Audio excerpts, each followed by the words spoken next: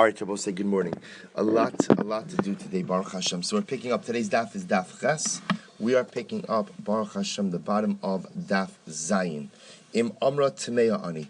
So remember again, the Mishnah said that if during this process she admits the fact that she is tmeya, she admits the fact that she is perfect. Did you understand? You have a Gemara? Yeah. Okay. So if she admits the fact that she is Tamea, she admits the fact that she defiled herself. So the Maisa, again, the Mishnah said that Shoveres es ksuvasa. We go ahead and we break her ksuva. So the Gemara says shamas mina kosin shover. Now, of course, it doesn't literally mean we break her ksuva. Rather, it means we write a receipt, right? So, meaning the idea over here is that we write a receipt to the husband, ultimately indicating the fact that the ksuva debt has been quote unquote been paid, even though of course no money has exchanged hands, but rather the ksuva has been cancelled. So the Gemara says we see from here that we write a shover. So we'll say, remember again from our ksuva days, we had this machlok about whether or not we write a receipt for the husband for the ksuva, a receipt that the ksuva has been satisfied. Why? Because the mice, again, remember what the shover essentially says is the paper trail that the husband no longer has a debt for the ksuva. Now, why would you say what's the downside of writing that shover? What's the downside of writing that receipt? The downside is that the husband has to guard that piece of paper. We'll say, we live in the electronic age, so for us to save another PDF, it's not a big deal. But understand, if you have a document, and remember, ksuba is worth a lot of money. If you have a document that you have to safeguard now for the next 50 years, because you don't want your ex-wife to come back and to try to collect again, so that's a huge achrayus upon the husband. So that's why there's this machlokes of kosvin shover, in kosvin shover. So the Gemara says, you see from here, the fact that the Mishnah says that we write a shover, we write a receipt, shamis mina, kosvin shover, we see from here that we write a receipt. We write the receipt for payment of the ksuva. Amar Abaye says, no, tani mekaros. Change the wording of the Mishnah. The Mishnah does not say that l'maisa, again, we write a shover. Rather, the Mishnah says we tear the ksuva. We tear up the ksuva. So once we tear up the ksuva, there's no need to go ahead and write any kind of receipt. Amar Rava v'hashoveres katani. But yet Rava said, l'maisa, what? It says shoveres. It uses lashon of shover, uses the lashon of a receipt. Oh,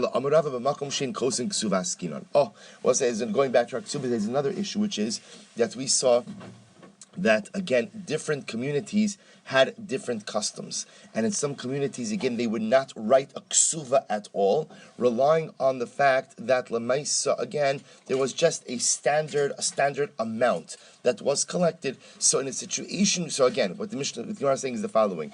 If there was a ksuva that was written, and the Sotah admits that she committed adultery, so how do we deal with this situation? Simply, we tear up, Mr. Schoenfeld, we tear up the ksuva. We tear up the ksuva. If, however, if it's a situation where lemaisa, again, they don't write a ksuva, then what? Then halacha lemaisa, we write a shover, we write the receipt. The Gemara goes weiter. So remember again, if she said she's tahora, if she said she's pure, and she's going to drink the water, so what happens? We bring her up to the eastern gate, to Shar Nikanor. So the Gemara says, Ma'alin osa, what do you mean we go ahead and we take her up to the eastern gate, top of Ches? Hasam Kaima. Remember, I will say the halacha is she's already by the Sanhedrin Agadol. So because she's already by the Sanhedrin Agadol, so remember again that already was by the eastern gate. Remember, the Mishnah makes it sound like we're taking her somewhere new. But remember again, she was already by that area of the Sanhedrin Agadol, and therefore again, what do you mean have to take her? To which the Gemara says something amazing. Demaskin Allah umachtin Allah. Interestingly enough, we bring her up, we bring her down. Rashi says over here, Rashi says, Mikol harabayis la'achar she'aimu aleha. So apparently, we take her all around the harabayis in order to what? In order to confuse her, or in order the lashon over here is intimidate. We'll say again, you see the pattern over here, and the pattern over here is that if she is guilty, we want her to admit her guilt. We'd rather her admit her guilt on two counts. Number one, we don't want to erase Shem Hashem. Number two, there's no need for her to die if there's another way out of this. So built into the process of Sotah, ultimately are these processes in order to go ahead and tire out her resolve. If she really is guilty, but she's insisting on maintaining her innocence, we do these things to tire her out a little bit in order to get her to admit. Tisanya, Rabbi Shimon Elazar Omer, you should just know, the interesting thing, this is not just a din by Sotah, Beis din masiyin es ha'idim mimakom lemakom kadei shetichrav datan alein v'yachzeru bahen. Similarly again, If you look at Rashi, Beis Din Masiyan es Hayu es Ha'edim, Sheme'idim Edin Edus Nefashos. If witnesses showed up to give capital testimony, then Kishebotkin also Haya Masiyan Osan Mipina Lapina, Umelishka Lilishka. So I'll say, interestingly enough, when they would have Eidos, when Eidim would come to give testimony, that testimony would be capital testimony, somebody that would be able to potentially put someone to death as a result of their testimony. So Beis Din, interestingly enough, would move them from corner to corner, from chamber to chamber, kedei liyagam, to tire them out or to disorient them a little bit. In other words, the assumption is that if there's a hole in the story, if they're not telling the truth, if you go ahead and you keep moving them around, ultimately the truth will come out. Again, you see the incredible emphasis that the halacha places on the value of life. It's an incredible yisod. Here, it's just easy. It would be much easier for everyone just to accept the testimony and be done with it. But again, in order to ensure that this testimony is correct, especially if we're going to be taking a life as a result of it, so they move them all around to make sure there are no holes in the story. So too with the Sotah, we move her up here, on Har HaBayis, off Har HaBayis, this lishka, that lishka, in order to make sure that ultimately she's telling the truth. And if she's not telling the truth, to weaken her resolve and to get her to admit.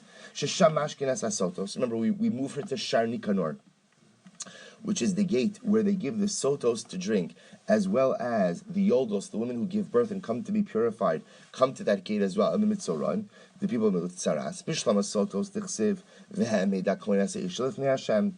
So I understand by the Sotah, because the pasuk says that the kohen will place her before Hashem.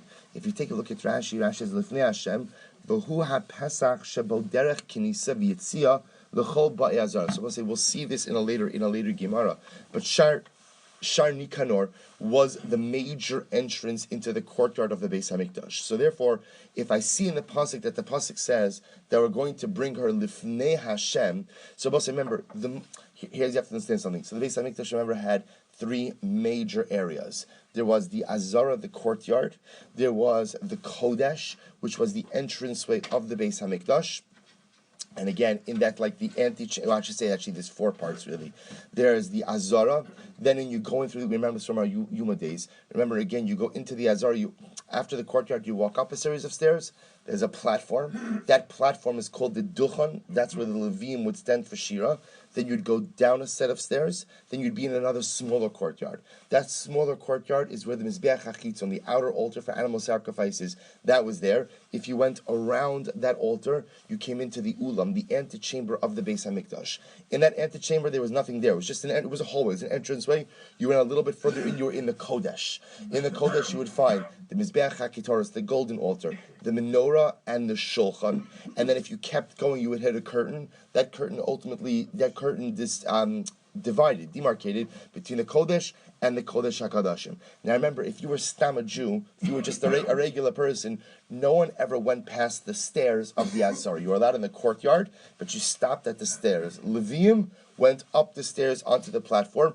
Kohanim could enter into the small courtyard on the other side of the stairs, plus into the Ulam, the antechamber, and the Kodesh. And of course, only Kohen Gadol goes into the Kodesh HaKadashim. So interestingly enough, the pasuk says by Sotah, when you speak about it, it's exciting.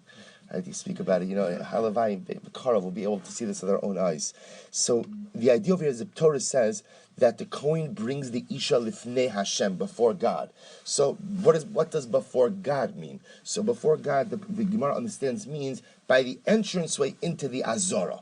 So what does that refer to? That's Shar Nikanor. So the Gemara says, so Mitzora Inami. So by Mitzora, I also understand that they come to Shar Nikanor. How do I know that? T'chsiv ve'emid hakohen hamitaher. The pasuk actually ends ve'emid hakohen hamitaher isha mitaher va'osam lifnei Hashem.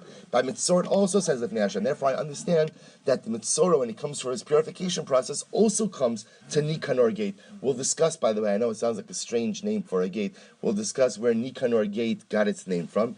Ela Yoledes, my taima. But why is the Yoledes, someone who gives birth and is bringing her sacrifices, her karbanos, in order to become ritually pure? Why does she have to come to that gate? See, if you want to say it's because she has to be present when her karban is offered. Take a look at Rashi. Akarbenahu kishemakriven es karban kinehem letaram ba'achilas kodshim. Umetzava ala adam shiyama v'yishma al karbano v'nafkalan b'sifri mitishmiru lahakriv lo b'moado.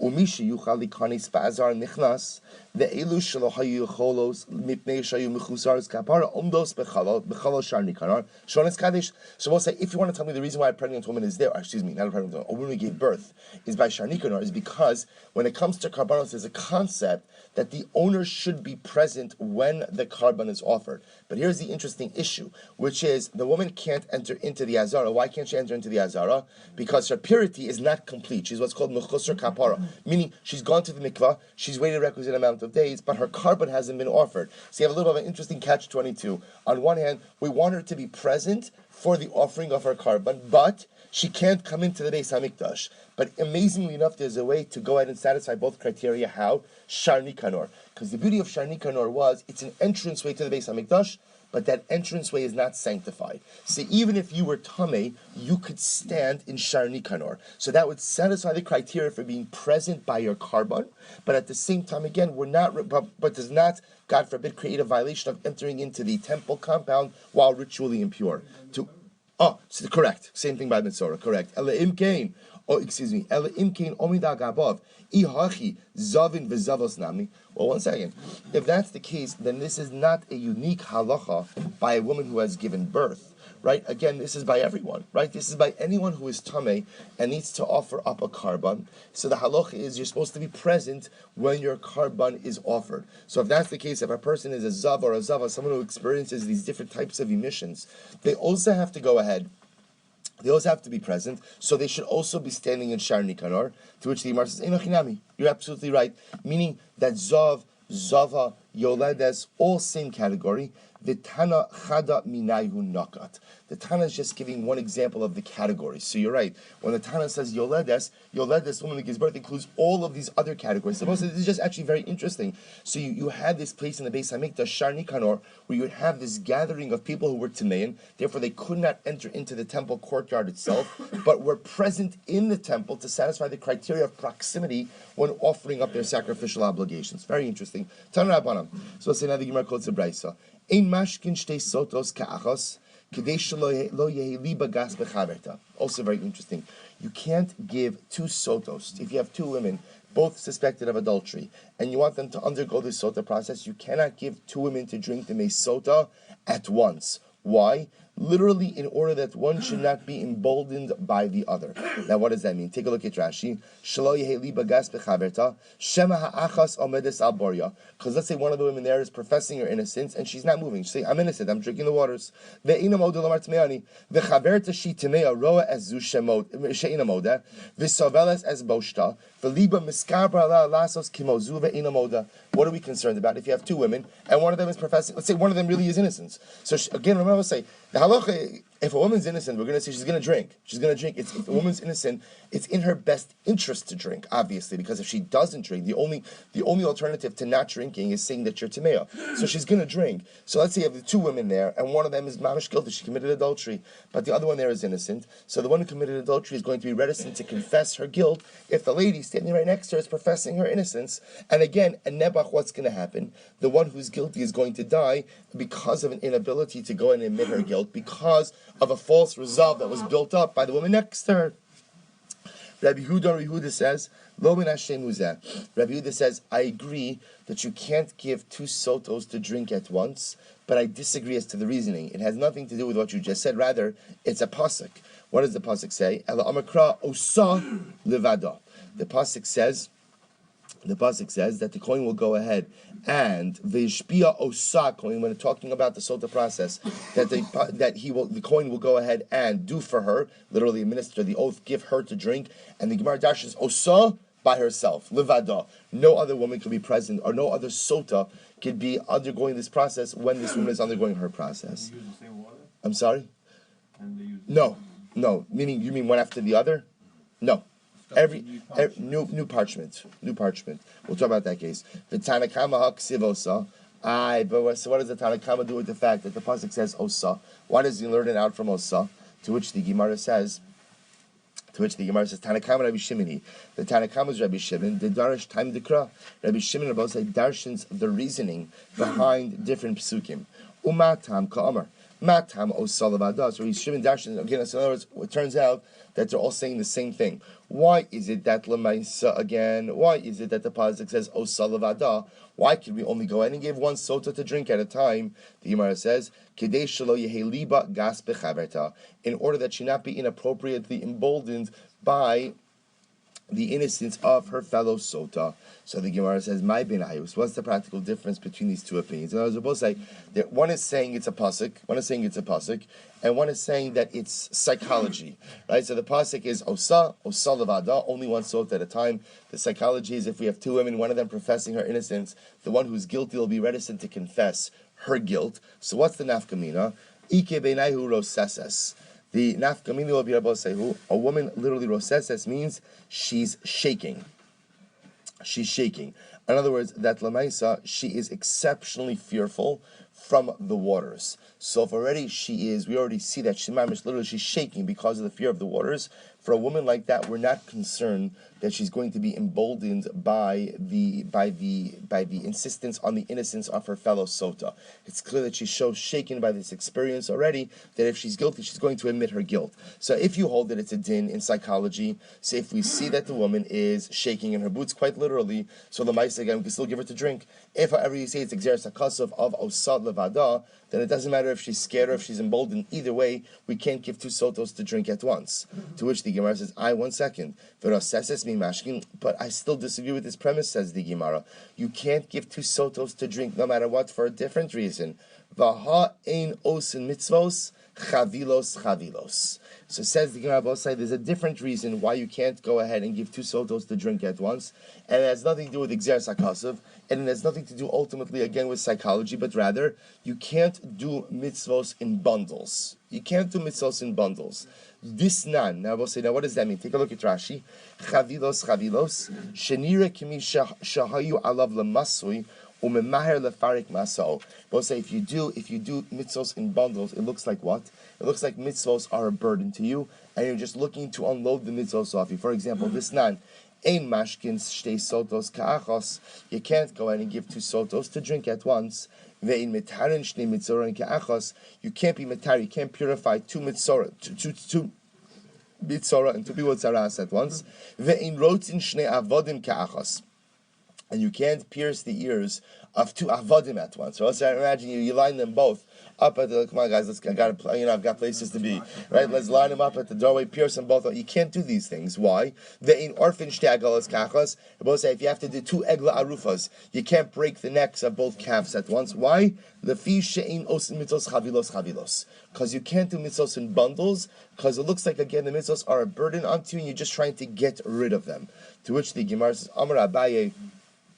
So therefore, again, leaving aside osa and leaving aside the psychology component, I shouldn't be able to give two sotos to drink at once because Lamai says it's doing mitzvos in bundles. To which the Gemara says, no. Amar Abaye, Rav Kana lo kasha, kan bekoin echad, kan b'shnei kohanim. When would it be chavilos? When would it be that you're doing the mitzvos ultimately again in bundles? That's one kohen administering to two sotos. That's not the case we're talking about over here. That would be doing mitzvos in bundles. This is a case of, let's say I have two kohanim. Remember, we'll say that you need a coin for sotah, but you don't need a coin god. You can use any coin. So the idea over here is, let's say I have two kohanim, and again, so the two kohanim both have two sotos they're dealing with. So what the halacha is now telling me is that we do. So therefore, if you have two kohanim, each one administering to their own sotah, that's not chavilos. That's not an issue ultimately again of burdens. But yet, nevertheless, the halacha is that we do not administer the process of sotah to two women simultaneously. Again, a machlokes, why? Some say gzeres hakasuv, osa, one woman at a time, levada by herself. Others because of psychology. Because again, remember, we'll say we have a process, and the process we're trying to get over here is if she's guilty, we're trying to go ahead and get her to admit her guilt, for our benefit and for her benefit. But the Talmud said that works best if we could deal with her alone. Once you introduce another sota into the situation, especially if she's innocent and she's going to maintain her innocence, which is what she should do under those circumstances, it could improperly embolden the other one to profess innocence even if she's indeed guilty. The Gemara goes like, so remember, the Mishnah said the kohen takes hold of her clothing, the sota's clothing, and if it rips, it rips. Tanur Rabbanan, upara es rosh ha'isha. Literally, the pasuk says, "You shall uncover the hair of the woman."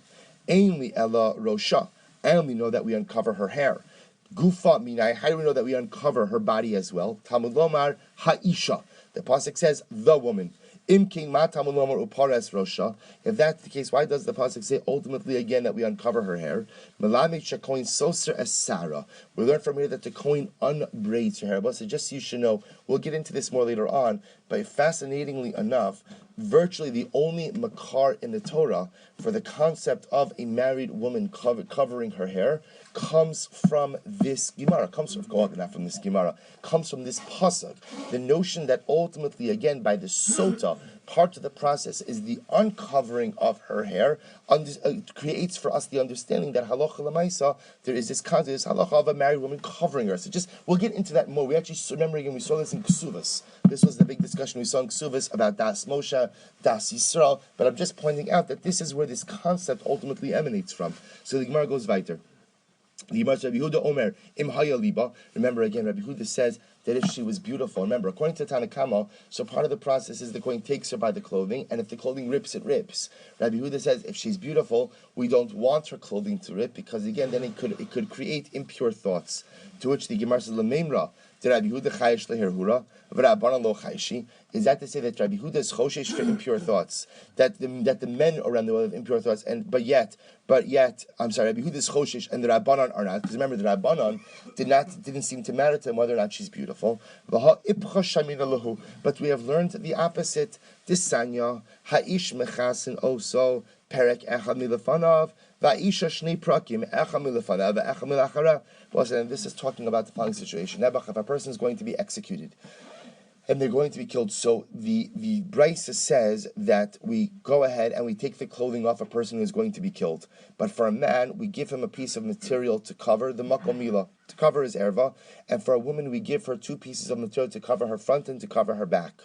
Mipnei shekula erva, div Rabbi Yehuda. These are words of Rabbi Yehuda. So we'll say, so in this case over here, now this you'll see is a case of skila, of where they're stoning the individual. So Rabbi Yehuda therefore holds that lemaisa, again, we cover up their nakedness. The Chum say, no, ha'ish niskal arim, ve'in ha'isha niskala saruma.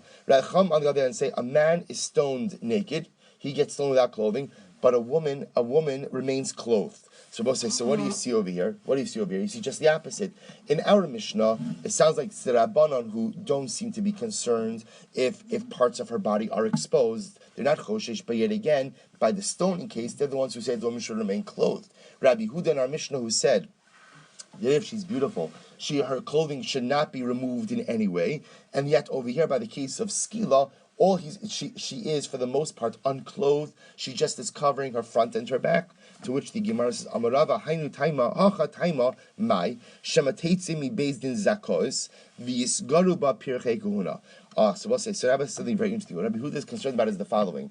What we're concerned about is the following, is that there's the possibility that she's going to come out of this, meaning if she's innocent, she's innocent. And what's the concern? The concern is if she's innocent, then there are men, specifically the young Kohanim, who have seen her in some state of undress. So we'll say, again, remember, at no point in time is she fully disrobed. But the issue over here is that if her clothing is torn in some way, they could see otherwise covered parts of her body. So if Lamaisa, again, it turns out that she's innocent, and the young Kohanim have seen her in some state of undress, ultimately, again, it's going to be inappropriate. It's going to be inappropriate. It's embarrassing for her. And we're actually afraid that the Pirchei Kuna are going to try to entice her afterwards to sin, or they're going to try to ultimately get her to sin. Hasam hamistalka. In the case of stoning, we'll say, remember again, she's going to be killed. So in the case of stoning, she's going to be killed. There's no chashash for hirhur. But again, isn't there a concern that even the woman who's going to be killed, if they see her unclothed, that will awaken in them a desire ultimately for other women? To which he wants to say something very interesting. Ha'amarava gemiri. This is actually quite interesting. So Rava says that the Yitzhahara is only awakened or enticed for that which you see with your eyes. In other words, that they may be aroused by the sight of this woman who is disrobed, that she's about to be stoned, but that arousal is only for her. That arousal, says Rava, does not necessarily translate into an arousal for other women, which is just very interesting. Tosas doesn't totally agree with this notion. Tosas seems to feel that once ultimately, again, there is an arousal, that arousal ultimately could be transplanted for other women as well. But all right, that's the sheet of Rava. Amar Rav Rabbi Yehuda Kasha. So Rabbi said, but 1 second, you're making a sign the only problem is with Rabbi Yehuda. What about the Rabbanon? So we'll say, so says the Rabbi Yehuda is not contradicting himself in the way we just answered. Namely, that again, remember, there's a difference between Skila, where she's going to be killed, versus Sotah, where she may be innocent, and if she's innocent, these young Kohanim have seen her in a state of undress, which is not appropriate. So I'll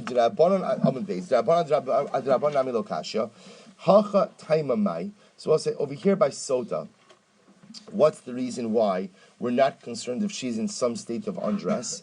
Mishum v'nosru kol ha'anoshim. But I'll say, remember again, an important part of the Sotah process is the humiliation factor. Because again, remember, we pointed out, we'll say that even if it turns out that she did not commit adultery, for a woman to go ahead and get herself into this type of circumstance, remember, Lamaisa, what? Remember, for a woman to get herself into this type of circumstance, at the end of the day, she clearly has engaged in some level of inappropriate behavior. Therefore, there's an important humiliation factor in order that the public, the women, ultimately see how they have to maintain a higher level of morality. So therefore, again, the Rabbanan are not concerned if she's in some state of undress, because that's part of the humiliation factor. Hasam ein lecha yisur gadol mizeh. But when she's being stoned, when ultimately she's being executed, there is no greater muster for the general public than that. Meaning, we don't need her to be in a partial state of undress in order for the point to be made to the general public. So listen to this. So now, what the Gemara is suggesting is the following. What the Gemara is suggesting is that by Sotah, because there's an element of public, of a muster for the public, so that muster for the public is amplified by the fact that what? By the fact that Lamaisa, again, she's going to be in a partial state of undress. I don't need that same muster by execution. Why? Because she's being executed. That's a pretty big muster by itself. To which the Gemara says, but why? And therefore the Rabbanan will say that by the execution, the woman remains fully clothed. But why not do both by the execution? Why not go ahead and you have the execution, which is the musar, plus have her in a partial state of undress, which is also the musar? This is amazing. Listen to this. Because the pasuk says, you shall love your fellow like you love yourself, which means what? Barer lo misa yafe. If you have to execute someone, right? So if you have to execute someone, so choose for them the best kind of death. We'll say an incredible yisod, which is even if someone is worthy of being executed, there is a din ultimately again of loving them, of exhibiting some level of human compassion, and even in the way we execute someone, try to minimize the embarrassment, try to minimize the humiliation. So the Rabbanan will say, if the woman is already being executed, then what? Then Lamaisa again, allow her to have her clothing on so she doesn't have to suffer additional humiliation and embarrassment.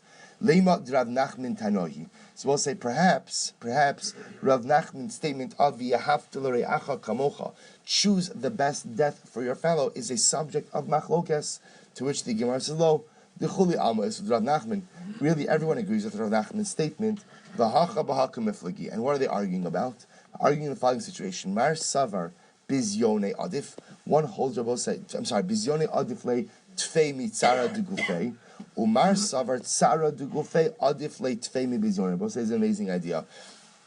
The amazing idea is that what is worse for a person? Physical pain or humiliation? So I will say, so what's the nafkamina? The nafkamina will be the assumption the Gemara works with is a person dies quicker from stoning without clothing. That's the assumption that the Gemara makes over. Now remember, understand, the way they stone someone is first they would throw them off a very high, not necessarily cliff, but an elevation. And most times a person just died from the sheer impact of the fall. In the event that a person did not die from the impact of the fall, that's where the actual stoning came in. So the Gemara takes it for granted that if a person's wearing clothing, I guess because it's an extra layer, that the death is slower. The death is one is more pain. So it's fascinating machlokes. Or what's the machlokes? The machlokes is, what would a person rather have more of? Would a person rather have more physical pain but less humiliation, or would a person ultimately rather have more humiliation but less physical pain? That's the fundamental shaila. What's the nafkamina? The nafkamina will ultimately be: do we go ahead and stone a person with their clothing or not? So again, if you hold that you stone a person with their clothing, because a person would rather have more pain through the stoning but less humiliation, versus again, if stoning them without their clothing, where there's more humiliation but ultimately less pain. That's the fundamental machlokas. Both said, just so you should know. So again, for our purposes, let's just bring this together. So for our purposes, halacha lemaisa, just so you should know in general, in terms of executing people, so the way we paskin is like shitas Rabbi Huda, which is that we go ahead, a man is executed in a state of undress, a woman is executed with her clothing on. Ultimately, again, we do not humiliate the woman in that way. Even though she's being executed, we execute her again fully clothed. In terms of the Sotah process, so interestingly enough, the way the Mishnah paskind over here, was like shitas. No, I'm sorry, I'm looking at the wrong Mishnah. I'm sorry. So,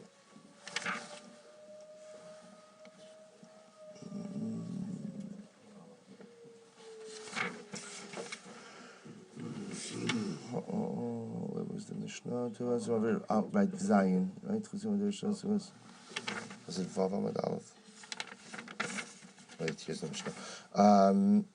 So you could see over here, right? So we paskin ultimately again like the Tanakama, not like Rabbi Huda, which is that we don't make a distinction if she's attractive or not. In both cases, the process of the Sotah is the Kohen grabs her by the clothing, and if the clothing rips, it rips. Again, I want to be clear: the Kohen isn't going out of his way to rip the clothing, but Lamaisa, we paskin that whether or not it rips is inconsequential for us. Why is that? What about the issue of hirhur? What about the issue of inappropriate thoughts? So again, remember, we have competing values over here. So on one hand, the issue of hirhur, the issue of arousal, is a significant issue.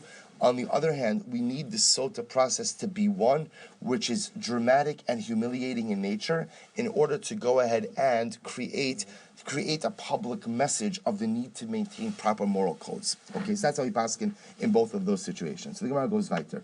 The Gemara says, "Haisa mechusa levanim." Remember again, if she was wearing white clothing, so the Mishnah said we have her dressed in black clothing. The assumption is that white clothing is going to be attractive. So therefore, if she's dressed in attractive clothing, we have her change into unattractive clothing. So the Gemara says, "Tana im shayu shchorim na'imla." If she's a woman who looks good in black, then mechasin osa begadim mechurim. Then obviously again we dress her in unattractive. The idea is this is not a white-black issue, but rather again this is an issue ultimately again of attractive, unattractive. So the idea over here is that we make sure that in Beis Din she's dressed in unattractive clothing. So the Gemara goes weiter. Hayu aleh klei zav. If she had jewelry. So remember again, the Mishnah Paskin, we remove her jewelry. So pshita. So the Gemara says, it's obvious that I remove her jewelry. Hashta nevuli minavile hani mi boy. We'll say, isn't it obvious that we remove her jewelry? Again, if we're going to go ahead and be removing her attractive clothing and everything, of course we're going to take off her jewelry. Ma'odetema. Perhaps I would have thought the following. Bahani isla bizayon tfei. I might have thought that Lamaisa, maybe there is a greater degradation if she wears the jewelry. Keda Amri in Shink, as people say, Shaliach Artil V'Siye Masanai. There's sometimes the most embarrassing thing for a person is what? He has no clothing, but he's wearing his shoes. In other words, we'll say that sometimes the idea over here is if a person's in a full state of undress, okay, they're undressed. If a person's fully undressed but they're wearing their shoes, it amplifies the fact that they have no clothing. So I might have thought over here also maybe leave the jewelry on because it amplifies the degradation all around her. Kamash Malano. The Achakach Mevi Chevel. So remember afterwards, if her clothing rips, remember again, in order to maintain her modesty, so they bring literally Chevel Mitzri means a rope of palm fibers. So they bring a rope of palm fibers in order to tie around her that she keep her dress up. So the Gemara says, "Boi minei Rabbi Amma mirafuna chevel hamitzri maushi ya'akev besota."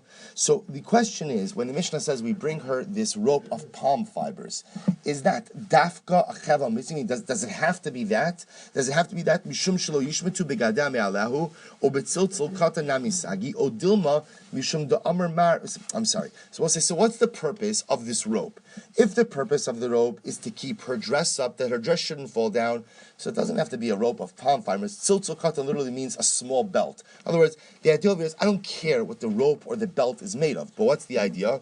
That there's something to hold her dress up. So in that case, again, so if it's about modesty, it's about keeping her dress up, then l'maisa, again, it doesn't really matter what the rope is made of. O dilma mishum da amar mar, hi chagra la b'tziltzul, levicha koin maybe chavala mitzri, the kosher lamal midadeh ma'akiv. On the other hand, perhaps again, we'll see this in the next Mishnah, that there's midah kineged midah, that perhaps because she made herself look beautiful for the adulterer, right, for the man with whom she committed adultery, by putting on a nice belt. Therefore, again, the midah kineged midah is we dafka have her wear this rope made of palm fibers. So you hear the question. The question is this rope of palm fibers a utilitarian step, or is it a midah kineged midah step? Is it just about holding up her dress to maintain her modesty, in which case it makes no difference what the rope is made of, or is this about a midah kineged midah, reciprocity? She adorned herself with something beautiful, and now we're going to adorn her with something that is not beautiful at all. So what we learn in the Mishnah, what did the Mishnah say? We'll say, what did the Mishnah say? The Mishnah said we bring her a rope of palm fibers. Why? Right, to hold up her dress. So what do you see from here? That the rope is utilitarian in nature. So therefore what? If you don't have a rope of palm fibers, then what? Then l'maisa, again, you use anything you want. I have to tell you just something very interesting. The Rambam Paskins here something quite fascinating. I'll just show it to you. I'll read it to you. The Rambam says like this. This is in Perek Shlishi Hilchos Sotah. So the Rambam writes, and again, just very quickly, he says, "V'achakach koin echad ba eleh mikonei azara ochei zevigda finds." He rips her clothing. And then what happens? He says, now we've been translating Chevel Mitzri, according to Rashi, according to everyone else, as a rope of palm fibers. The Rambam says something amazing, and this is, I don't know, it's just his reading of the Gemara. He says, Umevi Chevel HaMitzri, Kedei Lahaskira Maaseh Mitzrayim Sha'asasa. The Rambam actually reads into this, and the Rambam says Chevel Mitzri literally means a rope made out of an Egyptian palm tree. So why dafka an Egyptian palm tree? Because I both say the Egyptians were known for two things. What were they known for?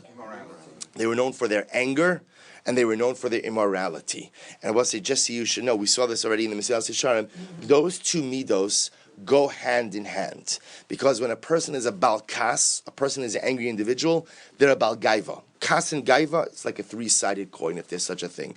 Kas and Gaiva are sister concepts. If a person is angry, because I'm upset if a person doesn't do what I want, doesn't do it how I want, doesn't say what I want. So ultimately, that comes from arrogance. That a person thinks that they're the most important thing in this world. If I think I'm the most important thing in this world, then I should be able to have any pleasure that I want, including other women who are not permitted to me. So Kas, Gaiva, and immorality all go. So anger, arrogance, immorality are all related. Once you have one chas v'shalom again, it opens the doors for the other two very easily. So the Rambam actually says that we dafka use a rope made from an Egyptian palm to show that she engaged in ma'aseh Mitzrayim, to highlight the fact that again she's done something that is so un-Jewish in nature. We left that land, we left that culture, and unfortunately her behaviors represent that she's still tethered to that culture. It's interesting. So remember the Mishnah Gemara goes on. The Mishnah stated, whoever wants to come see this process can see this process. Haguf Akasha. So there's an inherent contradiction. So remember, you say on one hand, whoever wants to come see this process, come see this process. It sounds like men could be there and women could be there. And then afterwards he said, then afterwards the Mishnah says that all women are permitted to come and look. Nashim in and nashim lo. That sounds like what? Women could come but men cannot. Rabbi Tirgima Anoshim. So Abai says, therefore, you're right. Redact the Mishnah. The Mishnah should say Noshim. Right? The Mishnah should say ultimately women could come and see. But that's not what the Mishnah says. The Mishnah says whoever wants to come and see this process is permitted to do so. Listen to this. Loshna Gavri Veloshna Nashi. In reality, whoever wants to come and see this process can come, men and women. However, V'noshim chayavos dirosa. Rabbi said when we say noshim chayavos, it obviously means not that women sarachiyuv, but we strongly encourage the women to come and to see this process. Shene'emar v'nosr kol ha'anosh v'lo sasena kizim tachna. Then ultimately the women will come and see this. V'nosru, they will receive the musr, and chas v'shalom, they will not engage in behaviors like this woman who was immoral. Bosai Mishnah.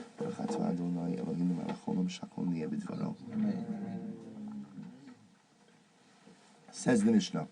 The Rosh says amazing. This is gonna. I'm just telling you. This is gonna open up an amazing sugya.